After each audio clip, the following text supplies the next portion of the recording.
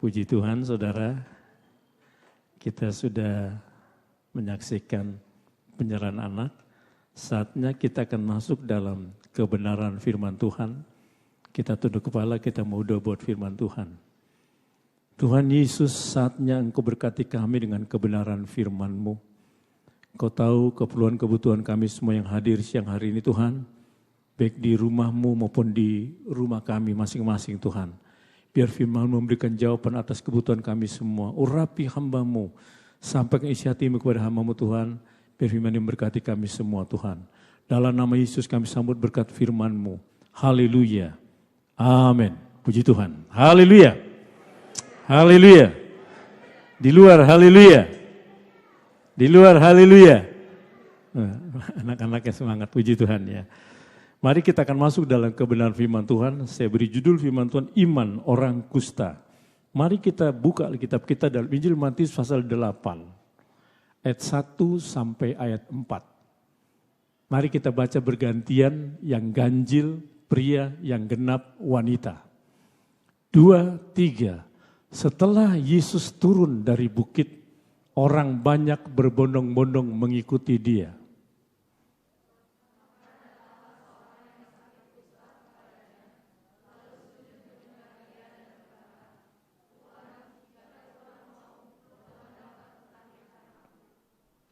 Lalu Yesus mengulurkan tangannya, menjamah orang itu dan berkata, "Aku mau, jadilah engkau tahir." Seketika itu juga tahirlah orang itu daripada kustanya.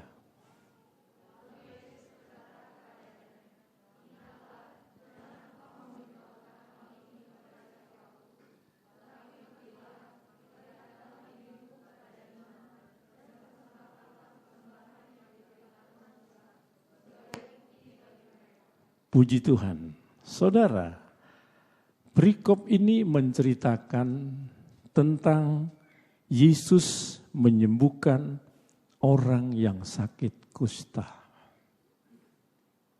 Sakit kusta. Apakah penyakit kusta itu, saudara?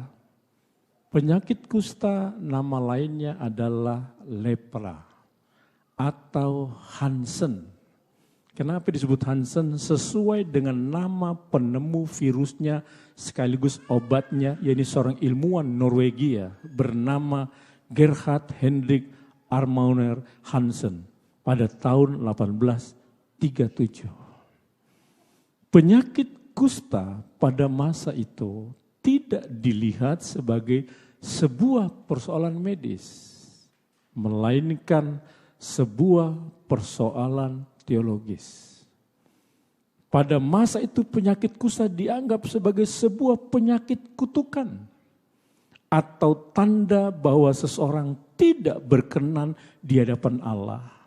Atau kata lainnya, penyakit kusta adalah akibat dari dosa. Dulu saudara, penyakit kusta ini tidak bisa disembuhkan. Tetapi pada masa sekarang penyakit kusta ini dapat disembuhkan. Dan rumah sakit kusta kita di Indonesia ada di Tangerang. Namanya Rumah Sakit Sitanala.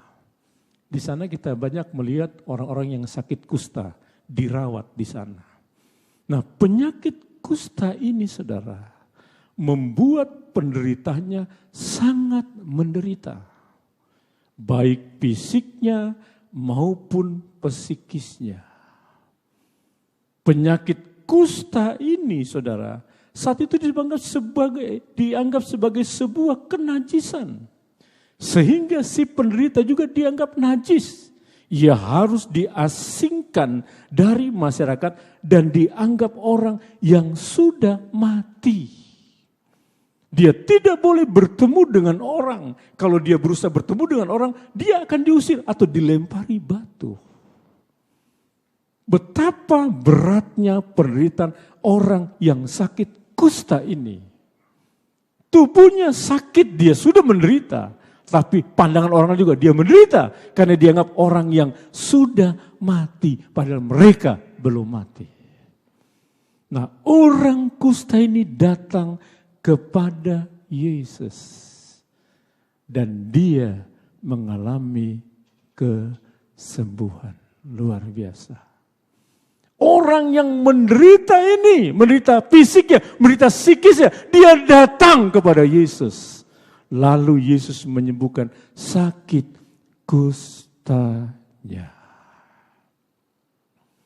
Apa yang kita bisa pelajari dari orang sakit kusta ini, saudara?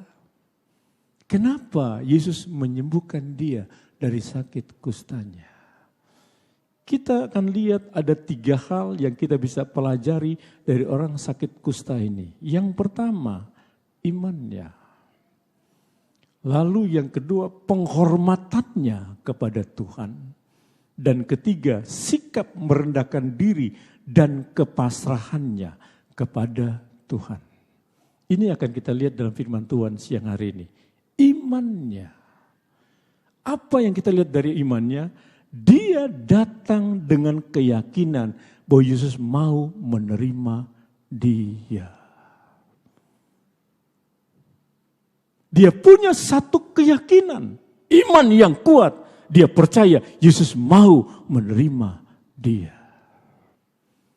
Yesus baru saja selesai mengajar di bukit pada saat itu. Dan masih banyak orang bersama-sama dengan dia. Ketika si kusta ini datang menemui Yesus. Coba perhatikan Matius pasal 8 ayat 1 dan 2. Perhatikan lagi, saya bacakan. Matius 8 ayat 1 dan 2. Setelah Yesus turun dari bukit, ini setelah Yesus memberikan pengajaran di bukit pasal 5 sampai pasal 7 Matius, orang banyak berbondong-bondong mengikuti dia. Maka datanglah seorang yang sakit kusta kepadanya, lalu sujud menyembah dia dan berkata, Tuhan, jika Tuhan mau, Tuhan dapat mentahirkan aku. Lihat, Yesus baru turun dari bukit, masih banyak orang bersama dengan si kusta ini datang kepada Yesus.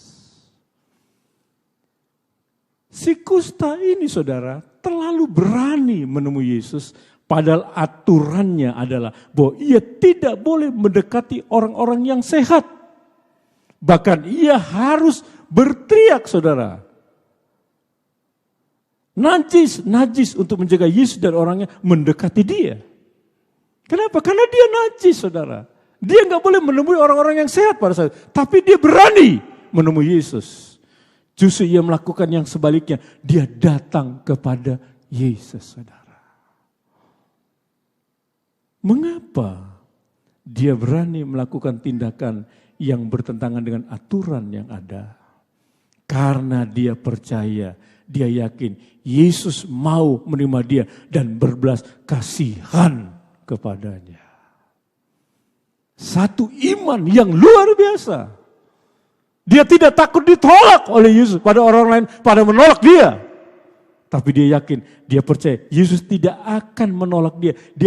Yesus mau menerima dia dan berbelas kasihan kepadanya. Pertanyaannya, dari mana keyakinan ini bisa tumbuh dalam hati orang sakit kusta ini? Coba kita membaca Lukas pasal 7 ayat 22. Tampilkan, saya bacakan. Dan Yesus menjawab mereka, pergilah dan katakanlah kepada Yohanes, apa yang kamu lihat dan kamu dengar. Orang buta melihat, orang lumpuh berjalan, orang kusta menjadi tahir, orang tuli mendengar, orang mati dibangkitkan, dan kepada orang miskin diberitakan kabar baik. Siapa yang dimaksudi orang buta melihat, orang lumpuh berjalan, orang kusta menjadi, orang tuli mendengar, orang mati dibangkitkan? Siapa? Yesus. Dan orang kusta ini mendengar tentang perkara ini, saudara. Waktu orang kusta ini mendengar, timbullah imannya. Dia percaya Yesus adalah Mesias yang bisa menyembuhkan sakit kustanya. Orang kusta ini punya keyakinan bahwa Kristus pasti menerima dia. Senajis apapun dia, sehina apapun dia, sekotor apapun dia, bahkan semengerikan apapun dia, Yesus pasti mau menerima dia. Iman yang dimiliki oleh orang sakit kusta ini yang memberikan respon Yesus kepada dia. Apa respon Yesus? Matius 8 ayat 3. Perhatikan.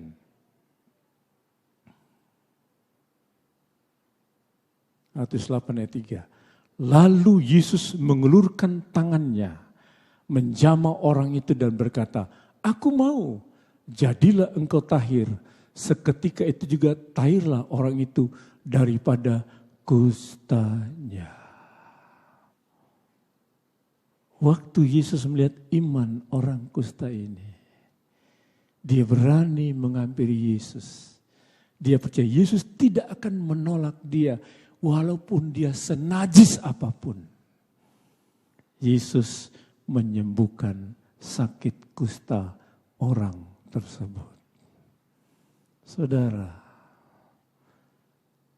kita punya keperluan sama Tuhan. Mungkin keperluannya berbeda dengan orang kusta ini. Kita punya keperluan yang lain. Keperluan atas rumah tangga kita, atas pekerjaan kita, atas mencari kita, atas masalah yang sedang kita gumuli hari-hari ini. Kalau kita ingin dapatkan jawaban dari Tuhan, milikilah iman dalam kehidupanmu. Belajarlah beriman sungguh kepada Yesusmu. Dengan imanmu, Yesus pasti menjawab semua kebutuhan dan keperluan kita. Orang sakit kusta ini dia menderita, fisiknya menderita, psikisnya menderita. Tapi dia punya iman, saya hampiri Yesus. Yesus pasti tidak menolak saya. Dia hampiri Yesus, saudara. Dia tidak takut orang melempari dia dengan batu, tidak takut orang mengusir dia. Dia tidak takut. Dia percaya Yesus pasti menerima dia. Dan waktu orang kusta datang kepada Yesus, Yesus tidak menolak orang kusta ini. Yesus lihat imannya, lalu Yesus menyembuhkan sakit kustanya. Seketika itu juga sembuhlah kustanya. Luar biasa, saudara. Coba kita membaca Yohanes 6 ayatnya yang ke-17. Apa yang ditulis di sana? Saya bacakan.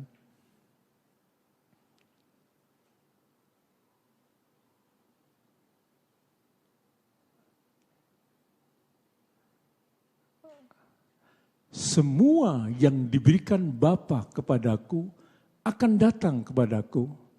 Dan barang siapa datang kepadaku, ia tidak akan kubuang.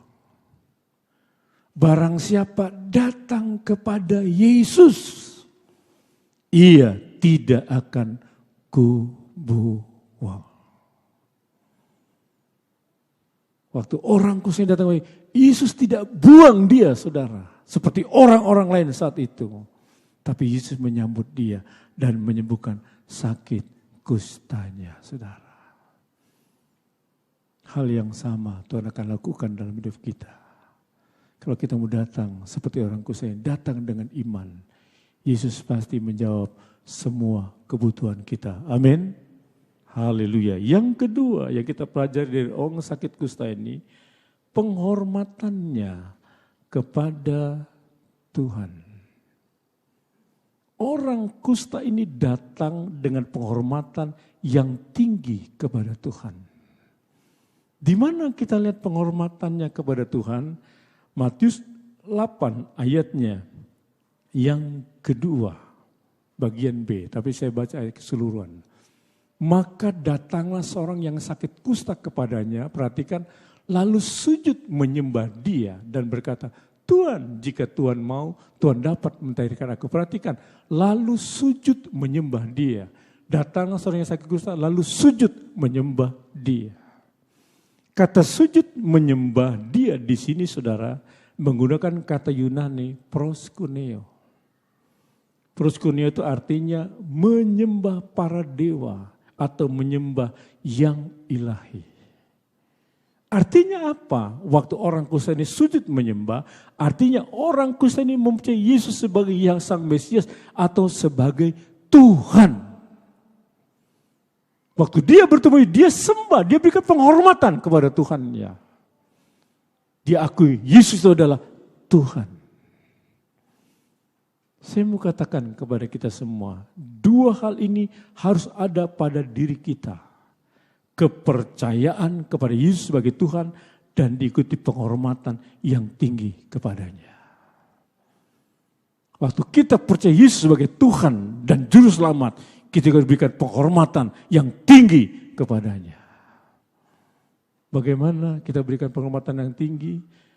Kalau dalam diri kita, saudara, ada penghormatan yang tinggi kepada Yesus, waktu kita beribadah, kita bisa menghormati Tuhan melalui sikap tubuh kita, melalui cara berpakaian kita, melalui ketertiban di dalam kita beribadah. Jadi waktu kita beribadah, kita bisa berikan penghormatan tinggi kepada Tuhan melalui apa? Sikap tubuh kita. Jangan main-main beribadah, saudara. Sungguh-sungguh beribadah kepada Tuhan. Lalu cara berpakaian kita, pakaianlah yang sopan. Lalu yang ketiga bagaimana? Lalu yang ketiga, saudara, kita sikap tubuh kita, saudara, cara berpakaian kita, dan ketertiban kita dalam beribadah. Kita belajar disiplin, tertib dalam beribadah. Jangan datang terlambat. Jangan, saudara. Datanglah sebelum ibadah dimulai, kita siapkan diri kepada Tuhan. Lalu waktu jalan ibadah, kita punya sikap tubuh yang benar, saudara. Menyembah Tuhan. Jangan main HP. Jangan main HP, jangan kutik-kutik HP. Apa sebut dia beda cuma 1 jam seperempat. Jangan kutik-kutik HP. Singkirkan HP itu, saudara. Sungguh-sungguhlah, waktu firman Tuhan didengar, kita dengar firman yang disampaikan. Kita resapi itu. Biar dia proses firman itu membentuk kehidupan kita. Itu penghormatan yang kita berikan kepada Tuhan waktu kita beribadah kepada Tuhan. Saya berikan contoh, saudara. Ada pendeta Billy Graham. Sementara dia berdoa, pembantunya mengetuk pintu dan menyampaikan bahwa ada telepon dari Presiden Amerika Serikat. Memang waktu Billy Graham hidup, saudara, dia adalah seorang tokoh di Amerika yang sangat dekat dengan Presiden Amerika, siapapun Presiden Amerika itu. Lalu bagaimana respon Billy Graham? Waktu dia berdoa, pembantunya mengetuk pintu. Lalu dia katakan ada telepon dari Presiden. Apa respon Billy Graham? Billy Graham menjadi marah kepada pembantunya. Dan dia menyuruh mengatakan kepada Presiden, bilang kepada Pak Presiden, saya sementara berbicara dengan raja di atas segala, jangan ganggu saya. Bayangin, saudara. Kenapa Billy Graham melakukan itu? Dia berikan penghormatan yang tinggi kepada Tuhan daripada seorang presiden. Kadang-kadang kita terbalik, saudara. Kepada orang dunia kita berikan penghormatan. Kepada pejabat kita berikan penghormatan. Tapi kepada Tuhan kita, seringkali kita meremehkan Tuhan kita, saudara. Billy Graham contoh yang luar biasa. Ditelepon sama presiden, dia nggak anggap, saudara. Bahkan dia sampaikan kepada presiden, saya sedang berbicara kepada raja di atas segala raja. Karena Billy Graham punya penghormatan yang tinggi kepada Tuhannya. Inilah yang dilakukan oleh orang yang sakit kusta ini. Waktu dia bertemu Yesus, dia berikan penghormatan yang tinggi kepada Yesus sebagai Tuhan. Waktu Yesus lihat sikap penghormatan yang dilakukan orang sakit kusta ini, Yesus menjamah orang kusta ini dan dia sembuh dari sakit kustanya. Mari saudara, jangan remehkan Tuhanmu. Atau engkau beribadah dengan sikap yang benar, saudara. Bagaimana kamu punya sikap yang benar di ibadah? Bagaimana di rumah mau melakukan sikap yang benar? Kalau di ibadah aja kita tidak melakukan sikap yang benar. Mari, singkirkan HP waktu kita beribadah. Bacalah HP sesuai dengan firman Tuhan, ayat Alkitab. Jangan baca-baca, jangan buka status orang, jangan saudara, jangan. Waktu kita lakukan itu, sikap kita tidak menghormati Tuhan kita. Padahal saudara lihat, saya ibadah di sini, saya main-main? Tidak. Saya harus jadi contoh dengan jemaat. Saya beribadah sungguh, saya angkat tangan sungguh-sungguh. Kenapa? Saya sedang beribadah kepada Tuhan saya, Raja di atas segala Raja. Coba kita membaca Yohanes 5 ayat 23. Apa yang dikatakan di sana? Supaya semua orang menghormati anak sama seperti mereka menghormati Bapa. Barang siapa tidak menghormati anak, ia juga tidak menghormati Bapa yang mengutus dia. Siapa anak itu saudara? Yesus. Siapa Yesus? Yang diutus oleh Bapa. Sebagai apa? Sebagai juru selamat kita, saudara. Yang mati buat kita di kayu salib Golgota. Dia tebus dosa kita. Dia lupakan semua kejahatan kita. Dia ampuni semua dosa dan kesalahan kita, saudara. Apa yang kita harus lakukan? Hormatilah dia sebagai anak Bapa yang mengutus dia, saudara. Berikan penghormatanmu yang tinggi kepada Tuhanmu. Satu lagi Ibrani 12 ayat 28. Boleh baca? Siapa tadi? Bobby. Ya. Ibrani 12 ayat 28.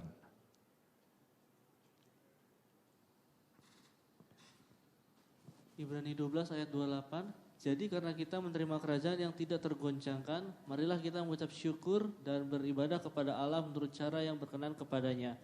Dengan hormat dan takut. Perhatikan, beribadah kepada menurut apa saudara? Cara yang berkenan kepadanya. Bukan dengan cara kita, saudara. Kepadanya. Dengan hormat dan takut. Beribadah menurut cara yang berkenan kepada Tuhan, bukan cara kita, saudara. Lalu dengan hormat dan takut, kita berikan penghormatan yang tinggi kepada Tuhan kita. Yang ketiga yang kita pelajari dari orang sakit kusta ini, sikap merendahkan diri dan pasrah kepada Tuhan. Di mana kita lihat di sini saudara, sikap merendahkan diri dan pasrah kepada Tuhan? Kita lihat lagi Matius 8 ayat 2 bagian C. Saya baca lagi keseluruhan ayat 2 ini.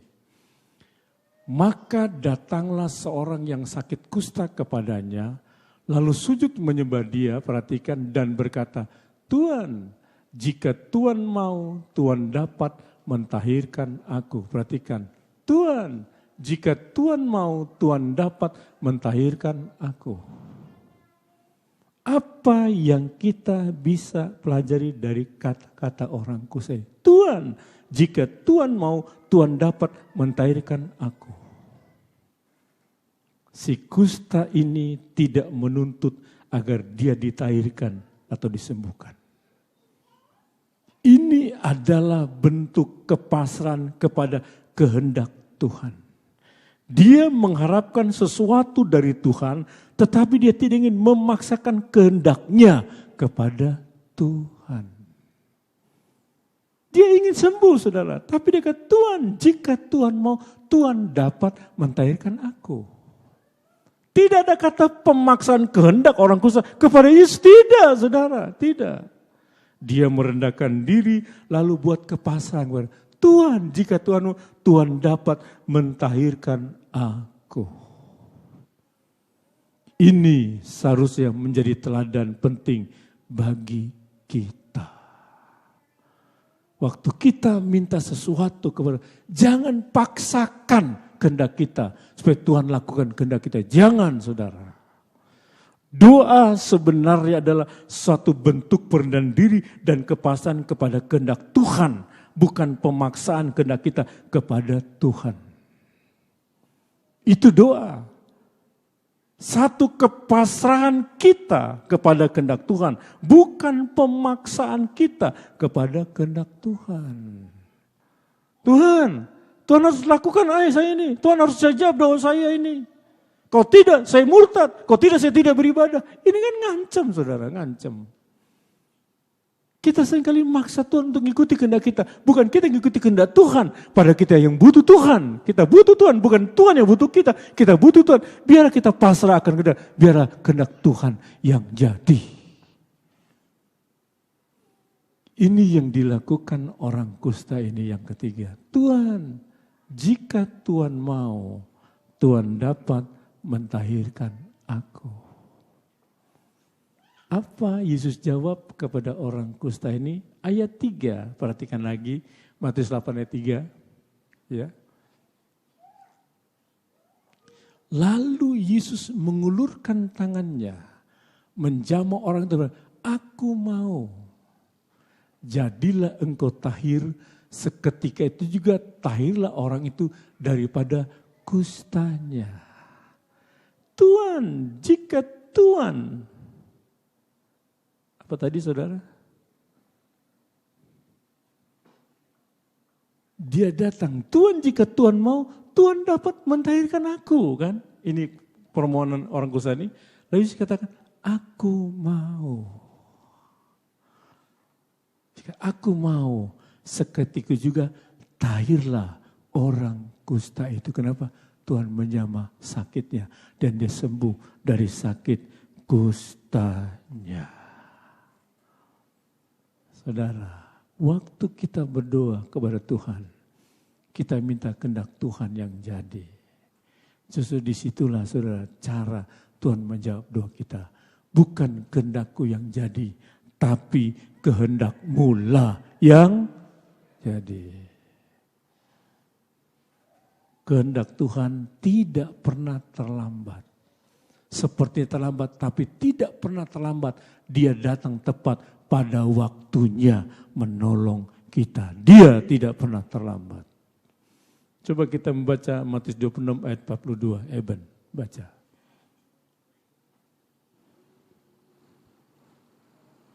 Matius 26 ayat 42. Lalu ia pergi untuk kedua kalinya dan berdoa, katanya, ya Bapakku, jikalau cawan ini tidak mungkin lalu, kecuali apabila aku meminumnya, jadilah kehendak-Mu. Ya Tuhan, ini Yesus saudara. Yesus waktu itu diperhadapkan dengan cawan murka Allah. Dia disuruh makan cawan murka Allah ini. Kemanusiaannya dia tidak mau. Kenapa? Dia tidak melakukan dosa. Yesus tidak berbuat dosa, dia harus makan cawan murka Allah. Kemanusiaan ini menolak, dia tidak mau makan cawan murka Allah. Tapi dikatakan apa? Jadilah kehendak-Mu. Luar biasa saudara. Kemanusiaan menolak, tapi dia ikut kehendak Tuhannya yang mengutus dia ke dalam dunia. Lalu Yesus lakukan kehendak Tuhannya, dia makan cawan murka Allah itu. Waktu dia makan cawan murka Allah, dia siap mati di kayu salib. Dengan matinya itu dosamu dan dosaku diampuni. Waktu Yesus ampuni dosa kita, dia tidak ingat-ingat lagi semua dosa yang pernah kita lakukan. Itulah Yesus kita saudara. Bagaimana waktu dia menolak untuk minum cawan murka Allah, tidak ada pengampunan saudara. Tapi di akhir doanya Yesus katakan, jadilah kehendak-Mu. Bukan kehendak kita yang jadi, tapi kehendak Tuhan yang jadi. Waktu kehendak Tuhan yang jadi, dia makan cawan murka itu. Dia tanggung semua dosa manusia di dunia ini. Dan dia rela mati dengan cara yang sadis, saudara. Cara mati disalib. Lalu dari kematian itulah dosamu dan dosaku diampuni. Satu ayat penutup, Mazmur 40 ayat 9. Tampilkan. Ini ayat penutup. Lalu aku berkata, ayat 9. Nah, Matius 40 ayat 9.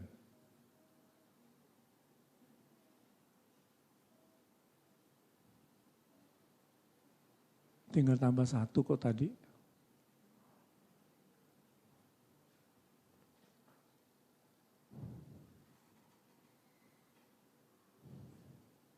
Mila baca lagi Mila. Oh ini sudah. Aku suka melakukan kehendak-Mu ya Allahku. Taurat-Mu ada dalam dadaku. Di Mazmur katakan, aku suka melakukan kehendak-Mu ya Allahku. Artinya, Mazmur dia lakukan semua kehendak Tuhan. Dan dia bukan kehendak yang jadi, tapi kehendak Tuhan yang jadi. Waktu kita datang seperti orang kusta ini saudara. datang dengan iman. Datang dengan penghormatan yang tinggi kepada Tuhan. Datang dengan satu kerendahan hati dan kepasan kepada Tuhan. Tuhan menjawab semua yang kita butuhkan pada siang hari ini. Mari kita bangkit berdiri. Haleluya. Hanya dekat Allahku rasa tenang.